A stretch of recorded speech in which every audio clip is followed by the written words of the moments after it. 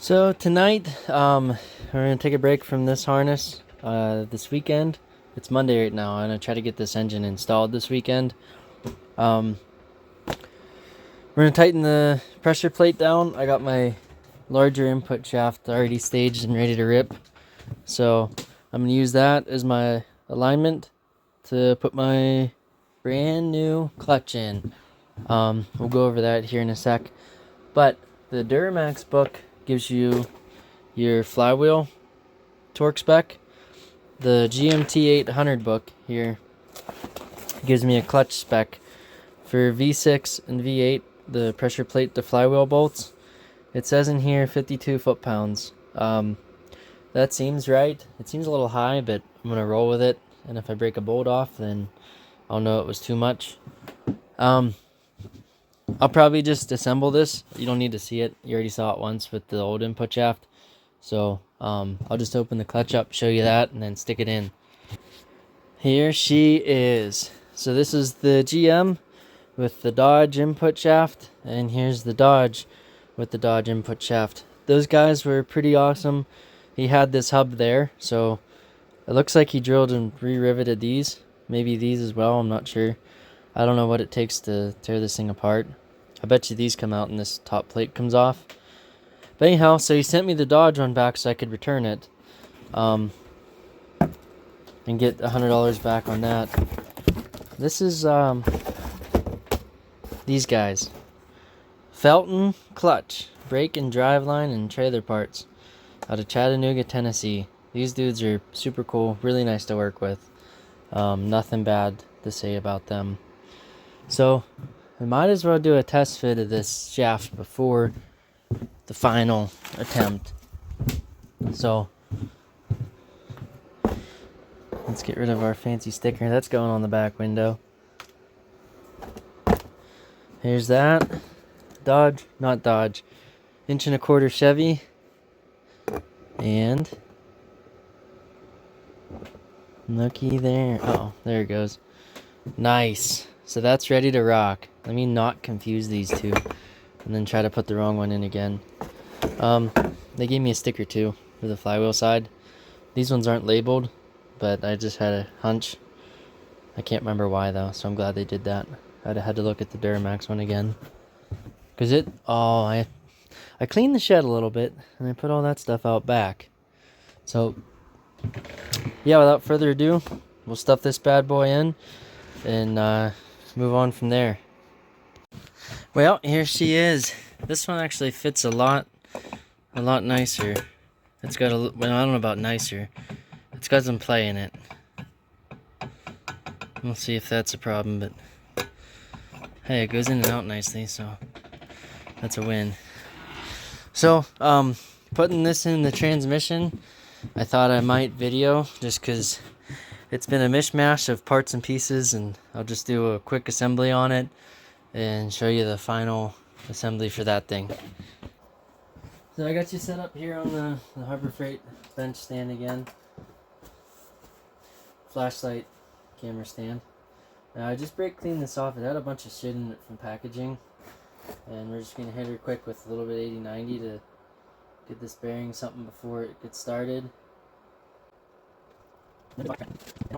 I'll probably do this in a time lapse, but I wanted you to see all the steps in throwing this thing in, because you kind of have to do it somewhat in order. I think that's gonna work for us. So in here, there's a little, I don't know if you call that a, I don't know, it's some sort of bearing that rides on your main shaft. That guy goes right inside of here. He's got a little oil, but we'll add a little more just to be sure. So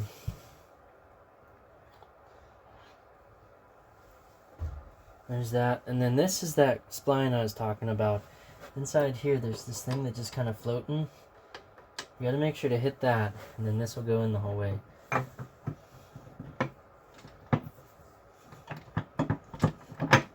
Just like that. Look at this. It's like after the 5th time of doing it, I know what I'm doing.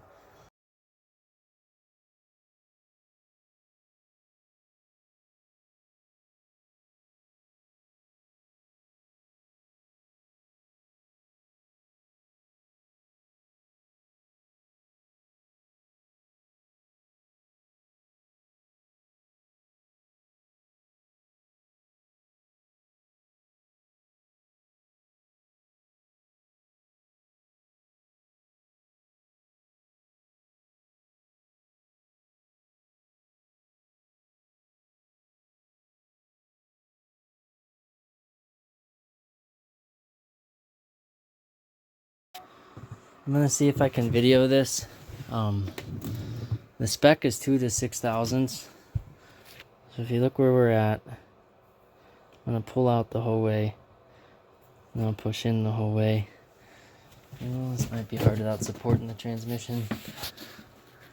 There you go. Alright. In the whole way. And then out. It's right about 2 thousandths of an inch.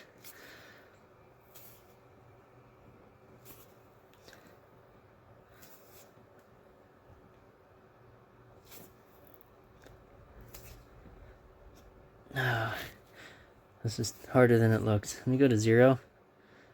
Push in. Come back to. Alright. Wrong way. So that's about 0. Whenever I pull out, we end up at like 3 thousandths.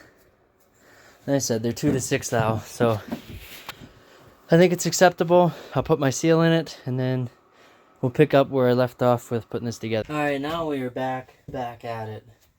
So the next step is the bell housing. Still full of aluminum shavings. I guess it's gonna stay that way. We'll Loctite these guys. Maybe shoot them off with some brake cleaner too, because they're kind of greasy.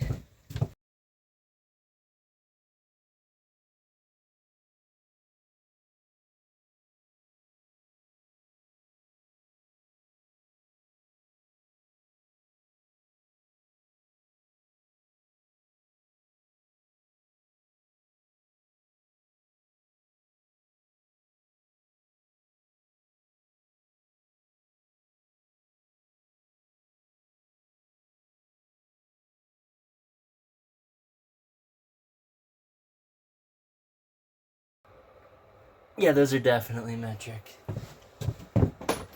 So, take note. Okay, next thing, I got these 2 nuts for the slave cylinder. If I put him on here,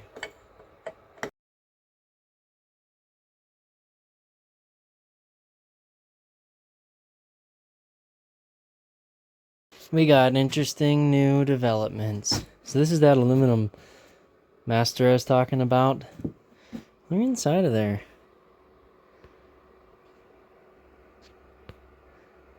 That is all sparkly. Not super cool. I took the thing out of the truck. I noticed this back here. And a little bit concerning, but I think what happened is the factory push rod, when you buy a new one of these, is always shorter than the old one, and then your clutch doesn't release. So I built a push rod, and I think from this thing just partying in here for a while, it made a bunch of aluminum dust. And see if we can blow the bottom out. I don't know. I don't know if I can even film this. I haven't looked in here yet, but I'm willing to bet that thing's pretty scored. So I'm gonna buy a new aluminum thing. I don't really want to contaminate my brand new $200 slave cylinder with that. So I'll try to find another aluminum one, and then maybe see how the factory push rod works. If not, put this guy in a drill press and clean him up a lot more, make it a little bit more round. I don't know, that's kind of what I was working with back then. This thing's pretty old. Looks like it's got some signs of interference there. Like it strokes kind of like this. I don't know. Right up on this thing. So, anyhow, that ain't gonna cut it. Maybe, just maybe I'll get lucky and the new one will have the right length push rod to stroke the whole way. And, yeah, we'll just throw this one out. So, no bleeding tonight. Look at that. That's the whole old system. No more plastic lines on my hydraulic system. It's gonna be all braided steel. Also, this thing is kind of neat. That fits like real nice now. So that's without any shims back here. I might grab some washers and then Loctite those things when I put them on for the last time. And that should be fine the way it is. We got to take that back off so we can turn this thing up and bleed it. So I'll see what I can find for a master, and maybe take this thing apart in the meantime and just play with it and see where all that metal came from. That kind of sucks though. Kind of worried it might happen again, but you know, apparently aluminum's good for it because this system didn't leak and it released really nice. So more to come on that.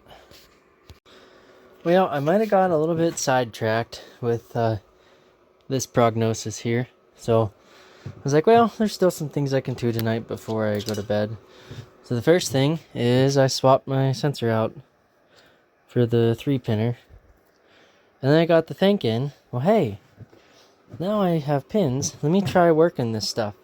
'Cause I don't know how it's going to go. And it kind of went like that. And then went like that. And then it went like this. So I got one. There's a couple shortcomings here. One, you get what you pay for. These crimpers cost $20 and they do a $20 worth crimp. So, 2, these pins here are 12 to 10 gauge. And I thought maybe, just maybe, I could sneak a 14er in there. Well, this is 18 gauge or so. So I had to I stripped and trimmed this, and I packed it into the pin with this guy so that when I crimped it, it didn't just completely smash the shit out of it. Because if you look at this one here, it just obliterated the pin trying to get it that small. The place I used to work at, we did this a lot, and that is an acceptable thing to do, is pack a wire out to make it fit in the next size up pin if you don't have the right one. And this isn't semiconductors. This is a semi-tructor, or whatever the hell you want to call it. It's a Duramax, okay? So, I looked. This one, I think these pins and these pins might be different. Just looking at the face of them. These ones kind of have this wing on them. And these pins, you can't really see them. I don't want to destroy anything trying to get these ones out, because if I lose them, I'm hosed. So I'll end up solder sleeving these on, and black and gray will go with those two, and then this third one is going to get solder sleeved to this guy, and that'll be my coolant temp probe. Then I figured, well, my alternator is going to have a tach signal. I still haven't verified it, but I'm just going to do this one and then pretend it's right and then deal with it later. So that'll get the same thing. It'll solder sleeve off of this pin and then come over. I think my alternator plug is, and should be in this harness somewhere. I'm pretty sure it's a black wire that goes there. So I was going to crimp a black wire onto my old glow plug connector the same way I did this one. Here, my green one. This was that tail light connector that I found on the junkyard. So to make it so you can't screw these up, one, this is green, and so is my coolant temp sensor. It's got a tracer on it, but so be it. 2, the one on the truck side for that is going to be male connector, which takes a female pin, and the one for the alternator is going to be a female connector, which takes a male pin. This is a term called pokey yoke. I don't know how to spell it, but I know how to say it, and that makes it so you can't flop those ever. So those will be my 2 gauge connectors coming off of the block here. The only other thing, I was going to grab this oil pressure sender, right? That's not oil, that's some sort of glue. I read you can tap off the oil cooler down here. There's a handful of pipe plugs on it. There's one. There's the cooler itself, I suppose. There's probably one here. I don't know what I got for clearance. That's the Duramax oil pressure sender. I got this T. I can do this or some variation of that. I don't really know. That one might have to wait till after it's in the truck, especially because I don't want to break that off. I have read other people just hang tight on or remove this one completely because the Duramax doesn't care, and then just run this sensor on its own and extend your harness down. I'm gonna extend my plug, same thing. I'll just cut it and solder sleeve it and bring it down to here so that I have an oil pressure gauge, but that's not gonna happen until after that's in the truck, which sucks. That's kind of a shitty spot to try to work, but there's a steering column there and a drive shaft and everything else. So, yeah, I don't know what to do with that, but I'll get there. And that one was right here.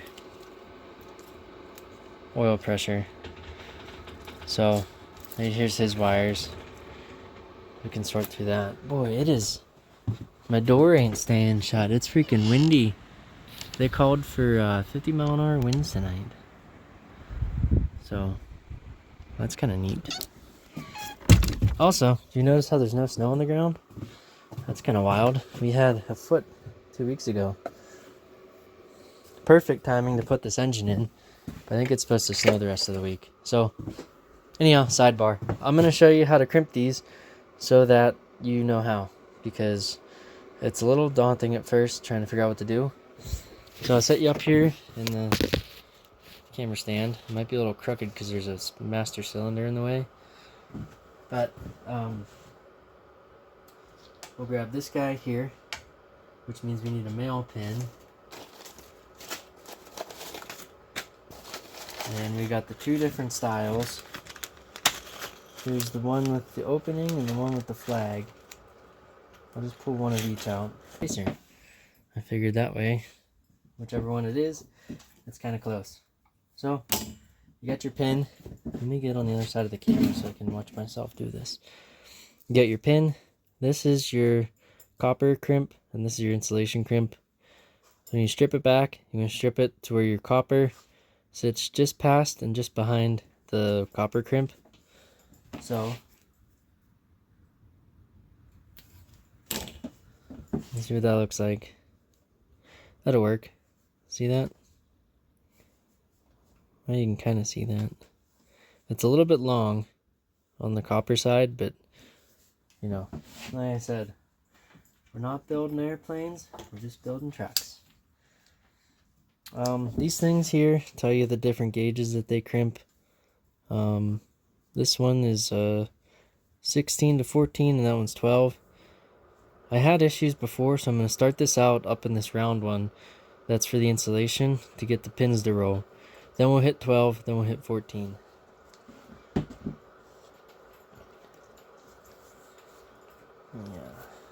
Do this. Where are we at? We're over here.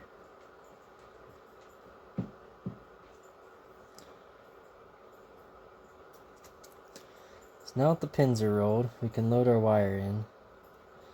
Kind of like this. And you'll probably get to see me do this wrong once.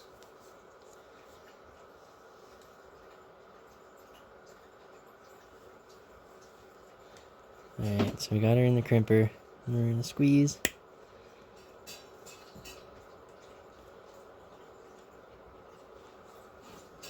It's good and tight. Now this is where the cheap crimpers come into play. The pin wedges itself in them. And it kind of sucks trying to get them out without damaging the pin.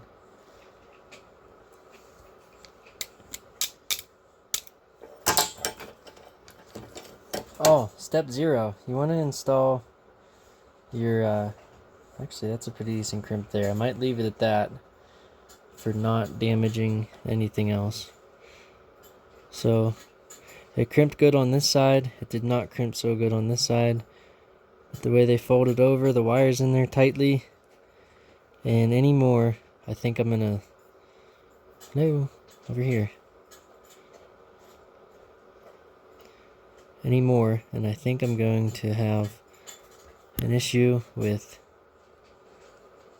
come on, there we go, with breaking the pin in half again. So we're going to leave it at that.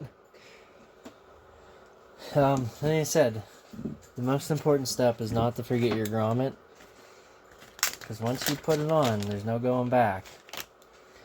So we got an open end of this wire, so we're kind of okay here. I'm going to slide the grommet on in such a manner that this snout is going to fit right inside of there. And then you use your round dies to crimp the insulation on. I suppose this isn't technically insulation, this is holy cow, just a weatherproofing grommet, but so same thing, I kind of got to work these before I can crimp them. Now we can stick them in here, squeeze down, and you'll watch it roll right into place.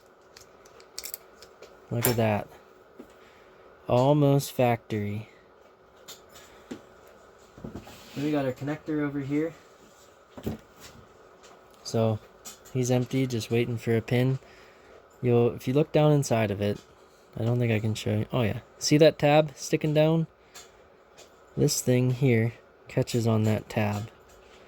You slip it in, you want it to go in such a way that that snag will catch, kind of like that. So put the pin in, and if you do it backwards, you'll know, because the pin will fall back out.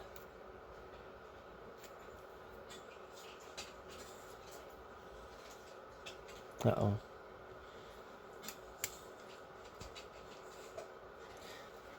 Should have verified pins first. Where's the old? There it goes. Did you hear it click? Powering off.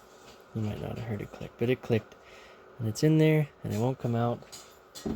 Now we put our pin retainer on. So it's just this little clip that I took off in the beginning to get the pin out. So he goes. These ones don't matter a whole lot, but you'll know when you have one that matters. And that just keeps the pin from ever pulling out whenever you connect it in there. So now we got coolant temp, an alternator, and we got a spare piece of wire loom here. So we can just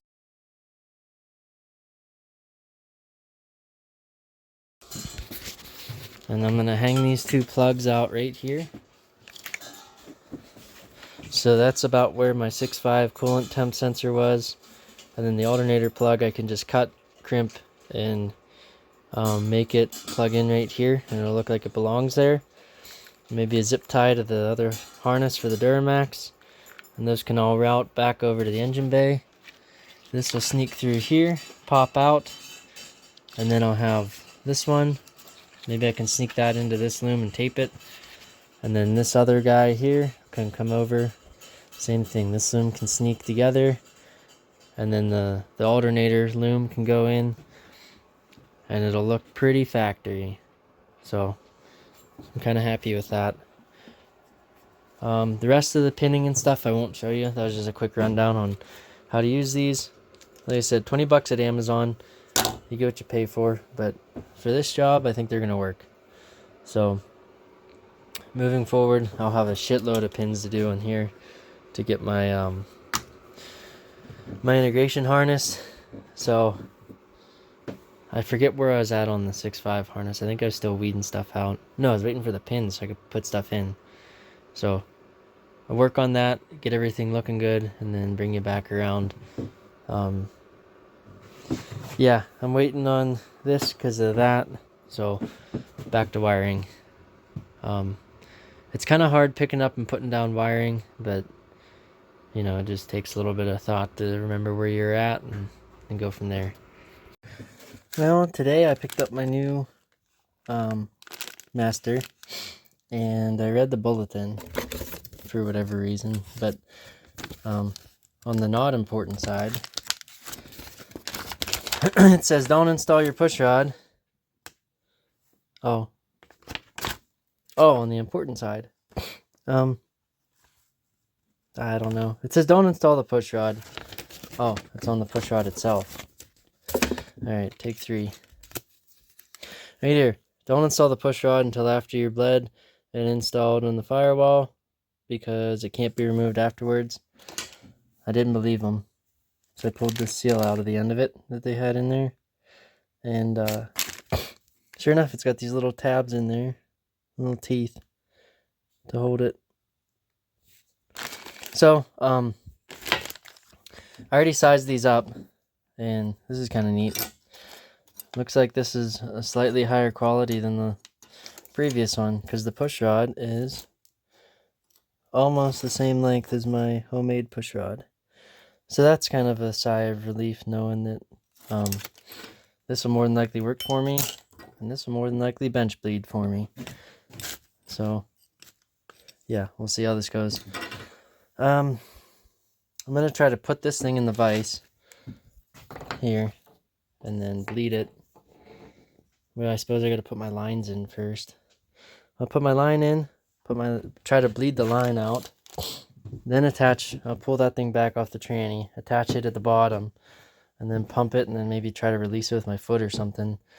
We'll see how this goes. I don't know if I can video it or not, but let me get set up first. Okay, step 1 was super easy. I hooked this line up and had it just hanging down low, and I just filled the reservoir up and it came flying out of there. Went the whole way to the bottom, so I picked it up and then just stuck the tip in here and started pumping it. And now I'd venture to say that we are really close to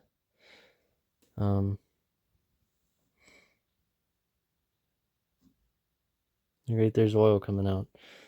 So we're pretty well into the fully bled zone here. So I'm gonna go ahead and hook up my slave cylinder now and see how that goes. I'm really not sure how this is gonna go, so stay tuned. Alright, I got you guys posted up on the bottle of brake fluid right now, and here's a quick and dirty way to get roll pins out, especially since my vise is occupied. Just use an Allen wrench, approximately the right size, and a pair of channel locks.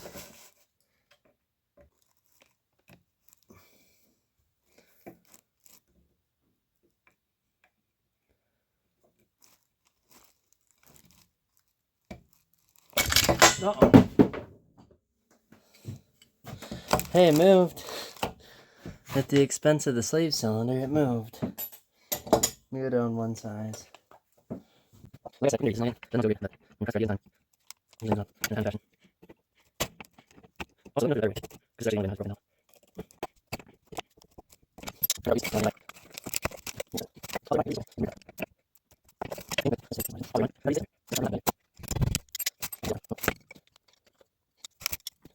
Like, that was all the things that you're not supposed to do.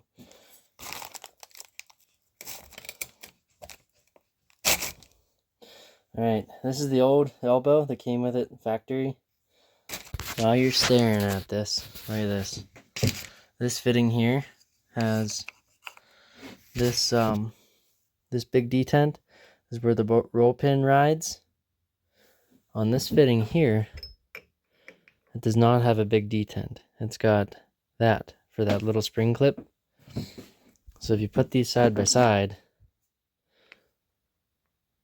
look at that.